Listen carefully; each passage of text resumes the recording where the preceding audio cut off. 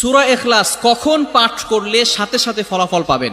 ভালো করে বুঝেন, সূরা ইখলাস হচ্ছে পবিত্র কোরআনুল কারীমের ভিতরে ছোট সূরাদের ভিতরে অন্যতম একটি সূরা। তবে ফজিলতের দিক থেকে সূরা ইখলাস হচ্ছে গুরুত্বপূর্ণ ফজিলত, এবং এই সূরাটা এমন একটা সময় আল্লাহ পাক রব্বুল আলামিন নাজিল করে দিয়েছেন যখন আল্লাহ রাসূল সাল্লাল্লাহু আলাইহি ওয়াসাল্লাম দ্বীনের প্রচার করতে লাগলেন। এমন সময় আল্লাহ পাক রব্বুল আলামিন এক আল্লাহর দাওয়াত দিতে লাগলেন। তখন কাফেররা আল্লাহ রাসূল সাল্লাল্লাহু আলাইহি সাল্লামকে কোশ্চেন করলো যে, মুহাম্মদ, তুমি তো এক আল্লাহর দাওয়াত দাও, আমরা তো কোটি কোটি দেবতার পূজা করি, তারা আমাদের সমস্যার সমাধান করতে পারে না।